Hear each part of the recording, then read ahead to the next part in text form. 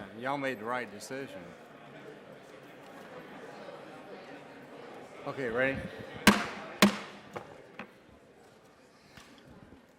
I would like to call this markup to order and recognize myself for 5 minutes. Somebody want to start the clock.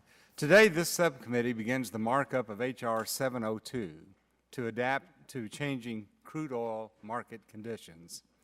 This bipartisan bill would put an end to the outdated restrictions on the export of American oil, and I want to thank Mr. Barton for introducing it and for the other members who support it. Allowing oil exports would provide a major boost for jobs and the economy, help keep gasoline affordable, and strengthen our national security. I urge all of my colleagues to support this common sense and long overdue measure. America is a nation that supports free trade and open markets. Millions of Americans, from farmers to automakers, enjoy the benefit of a global marketplace and consumer base. However, Congress created an exception for oil exports back in 1975. At the time, we feared that America was running out of oil, that we would become increasingly dependent on OPEC countries. However, over the years, many of the laws that were enacted during this period of our history have been repealed. Price controls are a good example. However, the restrictions on oil exports remain on the books. Over the last decade, advances in drilling technology have resulted in dramatic production increases. This is especially true of the lighter grades of crude, not suitable for most domestic refiners, but very much in demand around the world. The oil and natural gas sector has been a rare bright spot in the economy and has been one of our best job creators. However, with oil prices at their current low levels, we've seen the pace of new drilling activity drop off, and some of those jobs have been lost. Oil export restrictions magnify the impact of the price decline. Opening up new markets for American oil would create an additional demand and spur increases in oil production. According to the study from IHS, lifting the export ban would create an average of 394,000 additional jobs through 2030, with a peak of 1 million in 2018. These are high-paying jobs that would already be in existence today, except for the ban on oil exports. It is worth noting that these jobs are not concentrated in oil-producing regions, but are spread throughout the country. Many have raised concerns about the impact of oil exports on the price of gasoline. However, a large number of studies have concluded that oil exports would not raise prices at the pump, but may actually lower them as more oil becomes available on the world market. The economic benefits alone should make lifting export restrictions an easy choice, but the energy diplomacy and security benefits are also an example of a valuable benefit. Lifting oil export restrictions would allow the U.S. to help counter the influence of Russia, OPEC, and potentially Iran. And I think it's also ironic that the recent agreement negotiated by the Obama administration, which will allow Iran to start exporting their oil products, while here in the U.S., we're still prevented from doing that. The pro-export consensus is a broad one and includes groups as diverse as the Brookings Institution, the Bipartisan Policy Center, the Heritage Foundation. Oil exports also enjoy support from numerous high-ranking Obama and Clinton administration officials, as well as many who served under both of the Bush administrations. For the economic and geopolitical benefits of oil exports, I urge my colleagues to take this long overdue step and support H.R. 702. And with that, I yield back the balance of my time and would like to recognize at this time the ranking member from Illinois, Mr. Rush, for his opening statement. I want to thank you, Mr. Chairman, for holding this important markup on this important bill, H.R. 702, legislation to prohibit restrictions on the export of crude oil, introduced by my good friend and colleague, and I might add, in some minds, the greatest congressman from Texas, next to Jim Wright. Next to Jim Wright. What about Sam Rayburn? Or Sam. What are you going to ask for? Well, just hold on now. Don't He said Jim Wright and Sam Rayburn. right. Don't be too hasty now. We're negotiating, all right? Mr. Chairman, this is an issue that I have spent much time considering in light of the new American energy renaissance and the increased production of both natural gas and shale oil. I believe the time may be right for modifications to our nation's 40-year ban on crude oil exports. Mr. Chairman, as I have stated many times before, I support an all-of-the-above energy policy. In practice, that means I wholeheartedly support President Obama's climate action plan, including the joint announcement with China, establishing ambitious carbon pollution reduction targets, the national commitment to the Green Climate Fund, and of course the President's signature environmental achievement, the Clean Power Plan. Mr. Chairman, I believe each of these initiatives, both individually and collectively, will go a long way in helping to transition not only the U.S., but countries around the globe to more sustainable, cleaner, and greener energy sources. With that said, Mr. Chairman, the reality is that fossil fuels are going to be in the energy mix, both domestically and globally, for the foreseeable future. And it is critically important to my constituents and to the economy as a whole that all segments of the population are able to benefit from the tremendous opportunities available within the oil and gas industries, as well as the alternative energy industry. So, Mr. Chairman, why I'm not able to support H.R. 702 at this very moment, my office has been working with and will continue to work with my friend, the esteemed gentleman from Texas, Mr. Barton's office, to see if we can come up with a proposal that I'm comfortable with that would warrant my support for lifting the ban.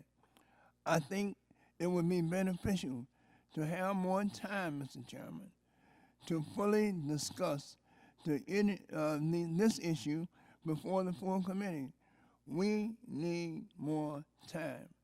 Specifically, Mr. Chairman, businesses around the country have repeatedly reached out to my office for help in finding pathways to securing prime contracts and subcontracts within the energy supply chain.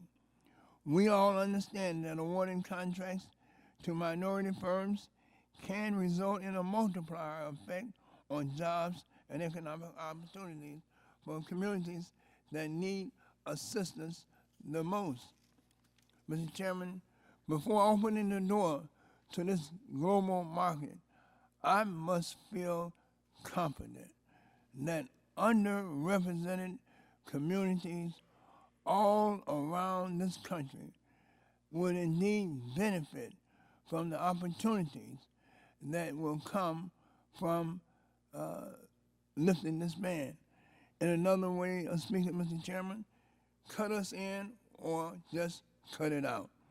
So, Mr. Chairman, I will remain engaged on this matter, and I will maintain an open door policy for stakeholders who would like to discuss either side and all sides of this particular issue.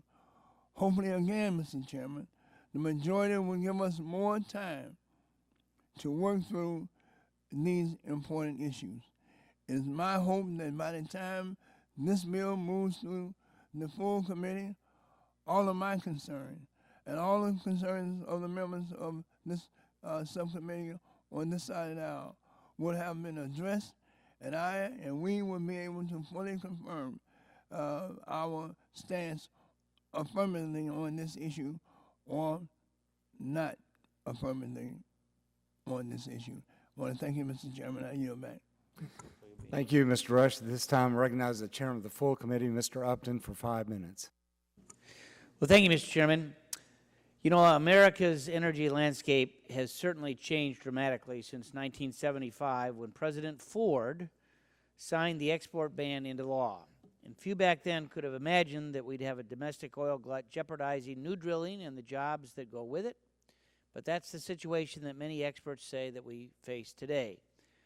The growing supply of American oil is outpacing domestic demand and, in fact, needs a new outlet. There is widespread support for oil exports. Left-leaning organizations like the Brookings Institution and the Progressive Policy Institute have joined center and right-leaning groups in saying that oil exports would, in fact, create jobs and boost economic growth. CBO, GAO, and most recently the Energy Information Administration have all concluded that oil exports would not raise the price at the pump and may actually save consumers money. And foreign policy experts across the political spectrum have determined that oil exports would enhance America's standing in the world. And I would note that the President's agreement with Iran now allows Iran to export oil as well. So it's important that we pass this legislation through the subcommittee today. I'm glad to say that the chief sponsor of the bill, Mr. Barton, I congratulate his enthusiasm. He said that he would be able to work with both sides. And without his efforts, we would not be here today. And I congratulate his efforts, and I look forward to the vote that we have later this morning as the bill moves through the legislative process, and I yield back. Gentleman yields back. This time, recognize the gentleman from New Jersey, Mr. Pallone, for 5 minutes. Thank you, Chairman Whitfield, and also our ranking member for today's markup. As I've said before, it's not a bad idea to reconsider the merits of a policy enacted in the wake of the 1973 oil embargo. The world is very different than it was 40 years ago. Unfortunately, I believe that the majority has rushed to mark up this legislation, cutting this committee's consideration short. Our energy picture is evolving rapidly. Worldwide crude oil prices are at their lowest level in 5 years. U.S. gas prices have been hovering around $2 per gallon, at least in New Jersey. Domestic oil production has increased dramatically in recent years, while demand has declined thanks to increased fuel efficiency standards for our cars and trucks. And all of this is good news for consumers in the near term. However, there's no guarantee that these conditions will last, so I believe that it's imperative for Congress to consider a host of factors before permanently dismantling our nation's ability to restrict oil exports as proposed by H.R. 702. First, we should consider the impacts on consumers. How would easing restrictions affect the price of crude oil and gasoline? Proponents argue that allowing unrestricted exports of crude oil will lead to low oil prices and a lower price at the pump. But a recent Energy Information Administration study found that changes to U.S. oil export policy will have little to no impact on the future price of oil. What we do know is that changes in our crude oil policy will lead to a significant payday for oil producers, with increases in annual profits approaching $30 billion by 2025. Increased crude exports certainly help oil companies, but do they really benefit the consumer? Next, we should also consider the impacts on our refinery capacity and associated jobs. Refinery capacity is a critical element of our infrastructure and can be an important source of good-paying middle-class jobs. And both our infrastructure and jobs have grown over the past few years due to increased production. Both would be in jeopardy if we hastily remove crude export restrictions. Like the steelworkers, I want to keep and grow refining jobs here in the United States. Unrestricted exports of crude oil could mean exporting those jobs and losing out on critical investments in future refining capacity. And finally, Mr. Chairman, we must seriously consider the environmental and climate impacts of lifting the export ban. In today's world, we can't consider energy policy as distinct from environmental policy. They are linked, and each is a facet of the other. Increasing crude oil exports means increasing domestic production of crude oil, which has impacts on climate change, on public health and worker safety, on property owners, and on protection of our water supplies. Yet the bill before us prohibits any official of the federal government from imposing or enforcing any restriction on the exports of crude oil in any circumstances, not for reasons of national security, not for adverse consumer impacts, not for public safety, and certainly not for impacts to the environment. And I think this is dangerous and misguided. Too often we eagerly embrace short-term profits and benefits without understanding the costs of our actions. We should not make such a mistake again here. Instead, we should take the long view to ensure we fully understand and consider the enduring consequences of our actions and choose the cleanest and most sustainable path forward. And that's the essence of common sense energy policy. So I don't believe the potential impacts of H.R. 702 on the economy, on consumers, and on the environment can be considered acceptable. Therefore, I would urge my colleagues to vote no on this legislation, and I would yield back the balance of my time. The gentleman yields back. At this time, I recognize the gentleman from Texas, the primary sponsor of the legislation, Mr. Barton, for 3 minutes. Thank you, Mr. Chairman. Thank you and Chairman Upton for scheduling the markup today. I want to thank Ranking Member Rush for his kind comments and open mind. I want to thank Ranking Member Full Committee Pallone for his reasoned thoughts about this issue. This has been a long day coming, Mr. Chairman. In December of 1975, when President Ford signed the bill that restricted exports of crude oil from the United States, we were importing almost 2/3 of our oil. We didn't have the capability to export crude oil. We had just come out of the Arab oil embargo of the early 70s. We thought our oil base was in decline. Mr. Chairman, that's wrong. The United States of America has the largest oil and gas reserve base of any nation in the world, including Russia and Saudi Arabia. Not only that, Mr. Chairman, we have the best technology in the world. And not only that, Mr. Chairman, we have the best workforce in the world, the best group of people that know how to innovate and know how to utilize this resource base. We are the only nation in the world, Mr. Chairman, that has the capability to substantially increase our oil production. The Saudis can't do it, the Russians can't do it, the Iraqis can't do it, the Iranians can't do it, the Mexicans can't do it. No other nation in the world has the capability that the United States of America has to substantially increase our oil production. But in order to do that, Mr. Chairman, we simply must repeal this outdated ban on crude oil exports. The bill before us today would do that. It is a bipartisan bill. We have almost 10% of the Democratic caucus is an original co-sponsor of the bill. That is not happenstance. Henry Cuellar from South Texas, who has the Eagle Ford Shale in his congressional district, has been a tireless worker encouraging Democrats to sign on to the bill. Just this week, the Blue Dog group in the House of Representatives has endorsed the bill.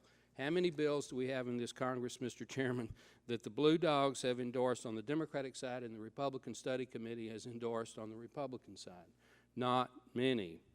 This is a simple issue. We have an abundance of crude oil. Our refineries are running at 97% capacity. 97%. They are not going to lose refinery jobs if we repeal the ban on crude oil exports. They're going to maintain those jobs. This is a bill that will help every state in the union, Mr. Chairman, not just Texas. The state that is second helped, Texas is helped, but so is California, so is Illinois, so is Missouri. You go across the board, every state in the union will create jobs, create economic activity if we pass this legislation. So, Mr. Chairman, I'm very happy that you're going to mark the bill up, and I promise my friends on the Democratic side, and they are my friends, it's going to be an open process, it's going to be a bipartisan process, and ultimately it's going to be a successful process. One of the greatest moments I've had as a congressman, Mr. Chairman, was taking the Energy Conference Report for the 2005 Energy Policy Act to the House floor to have John Dingell sign it. I hope that Chairman Upton gets to take a conference report in the next 3 months and ask Mr. Pallone to sign it, and at that time, I hope that Frank will sign it. With that, Mr. Chairman, I yield back. Gentleman yields back. I would remind all members also that opening statements will be part of the record, and are there further opening statements at this point? The gentleman from Texas, Mr. Green, is recognized for 3 minutes. Thank you, Mr. Chairman and Ranking Member, for holding the markup today. Today we have to discuss an issue that's very important to the district I represent. Over my 20 years in Congress, I have at one time represented 5 refineries and still represent many people who work there. But what people forget is Houston isn't the refining capital of the world. We're actually the energy capital of the world. Our district is home to many upstream drillers, midstream transporters, and storage companies as well. All these companies have a stake in the policies we're discussing today. The producers are in the field creating jobs and are directly responsible for the U.S. position as the #1 producer of oil and gas in the world, and Texas has a lot to do with that. The pipeline and storage companies are building like crazy in our district. I visited a facility last year in our district that was completed. It will hold 700,000 barrels of oil. Under current law, midstream companies are investing and build splitters to export condensate that's allowed under current law. I know approximately 10 announced projects that are set to come online in the next 2 years. Under current law, our refineries are investing and expanding. There have been 10 other announcements in the Gulf and across the country that would add additional capacity. Under current law, we can and are exporting crude oil to Mexico and Canada. All these thanks to the U.S. oil and gas production.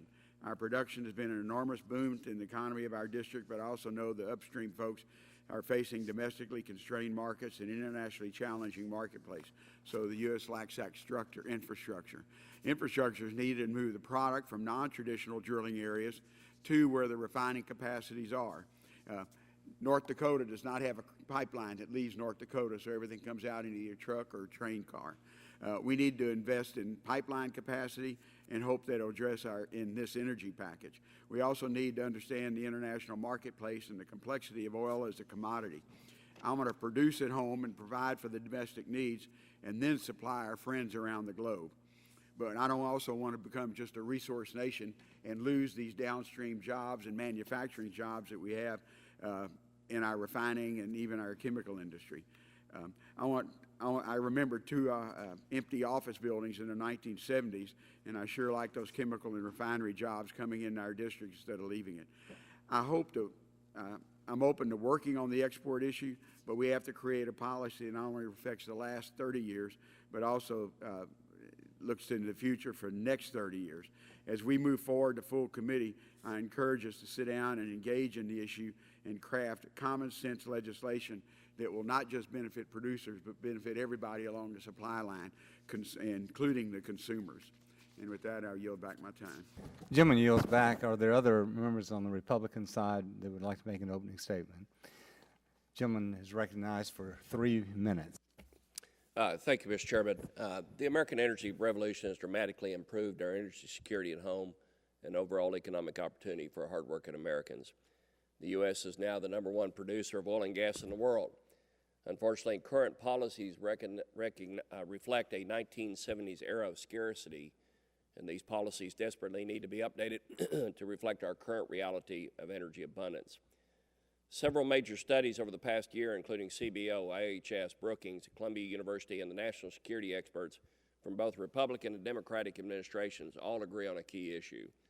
American consumers and households all benefit if we repeal the outdated ban on crude oil exports. President Obama's former top economic advisor, Larry Summers, even agrees that we need to lift this ban.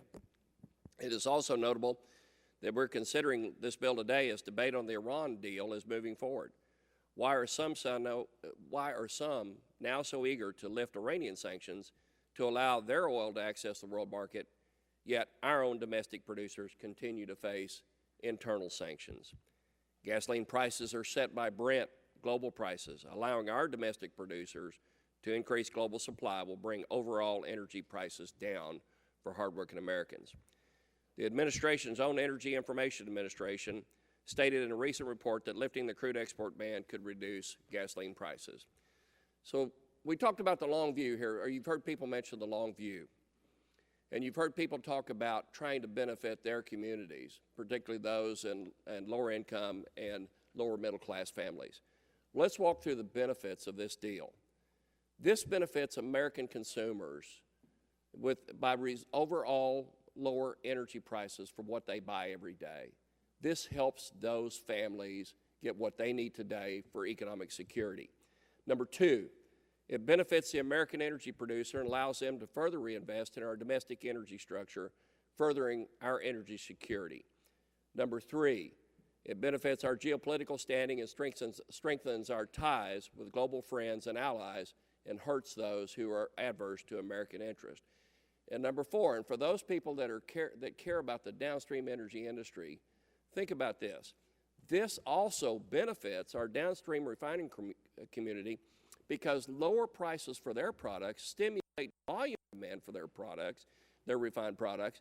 That gives them more financial capital to reinvest in hiring skilled American workers and to reinvesting in their operations. These are four critical reasons where everybody wins out of this, and I think we need to keep these things in mind. Mr. Chairman, thank you for holding today's markup, and I hope we have a strong bipartisan vote in favor of Mr. Martin's bill. I yield back. Thank you, Mr. Flores. At this time, I recognize the gentleman from Pennsylvania, Mr. Doyle, for 3 minutes. Thank you, Mr. Chairman. The energy landscape in this country and around the world has undeniably changed since we first limited oil exports in 1975. Our energy portfolio has diversified, adding new sources and utilizing new technologies.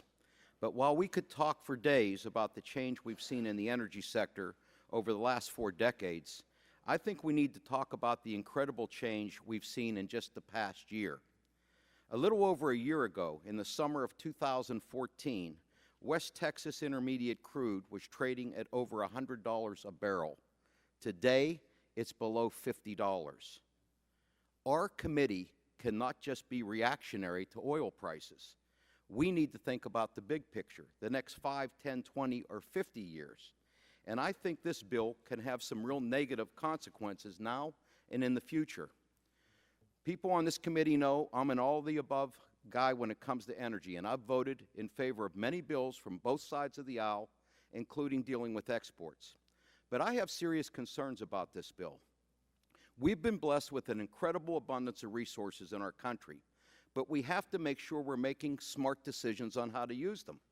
And although we're very fortunate with these abundant resources, let's not forget that our country is still using much more oil than we're producing. In June of this year, the most recent data we have, the United States used 16.9 million barrels of oil a day, but we only produced 9.3 million barrels. So we talk about energy independence. We're still a long ways from energy independence when we have that kind of a spread. Our top priority as a government needs to be ensuring that America has a strong source of stable energy for years and decades to come, regardless of the political and religious turmoil around the world. If we're going to export oil, we need to do so prudently and ensure that we keep good family-sustaining jobs here at home. I know a lot of hard-working men and women on the other side of my state whose families rely on jobs in the refineries. Lifting the ban could ship their jobs overseas along with our oil. The transportation of oil from the Gulf to U.S. refineries also supports the American shipbuilding industry and steelmaking industry, as well as jobs in the maritime trades. Lifting the ban could destroy a lot of U.S. jobs in those industries, too. I think we need to make sure that we do right by hardworking Americans in those jobs as well. So in short, Mr. Chairman, I think this bill needs some work, and I think we need some time to sit down and work on a bill that takes all of these things into consideration before we move forward to the full committee. I thank you, and I yield back. The gentleman yields back. This time, recognize the gentleman from Illinois, Mr. Shimkus, 3 minutes. Thank you, Mr. Chairman. I'll be brief. First of all, this is a good bill, and it will help continue to create jobs or save jobs because obviously in the oil fields right now, there's a decline and a loss of job. Illinois has the Illinois Basin. We still are marginal producers, and our producers are asking us to lift this ban. Crude oil is a commodity product, just like corn and beans, and should be sold on the world market. The Brent pricing will be lower based upon new supply that goes in, so the world price of crude oil will go down. And the last thing that I talked about quite a bit in all the hearings was more crude oil on the world market really will help protect our allies and friends from rogue nations that use crude oil to extort public policy in an international arena. And for that reason, I appreciate Chairman Emeritus Barton's bill, and I look forward to supporting that. I yield back my time. Chairman yields back. This time, Chair recognizes the gentlelady from Florida, Ms. Castor, for 3 minutes. Thank you, Mr. Chairman, and good morning. Members, as currently crafted, I believe this bill is an unconscionable giveaway to the big oil companies at the expense of American consumers, America's national security interests, and decades of U.S. policy to encourage America's energy independence. You simply cannot ignore the fact that America remains heavily dependent on imports of crude oil, over 25% today. And although proponents argue that a ban is in place, that is not accurate. Current law allows thoughtful and strategic exports to our allies. And in fact, those exports have been increased over the past few years.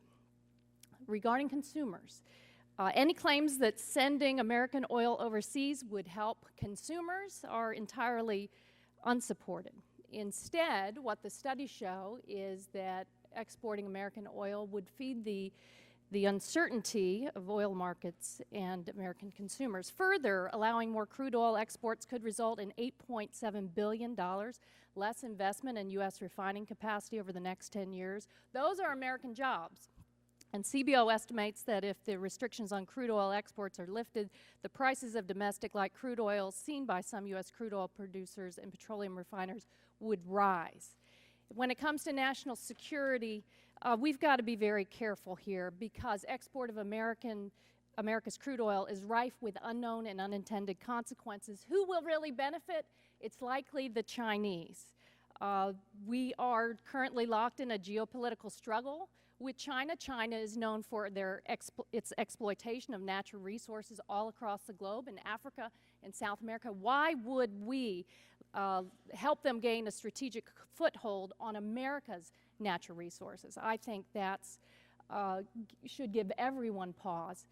My overriding concerns are with the American consumers and Americans' national security, and I urge the committee to carefully rethink the policy direction on this bill, and I yield back.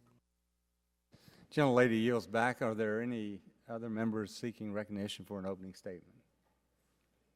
Seeing none, the chair would call up H.R. 702 and ask the clerk to report.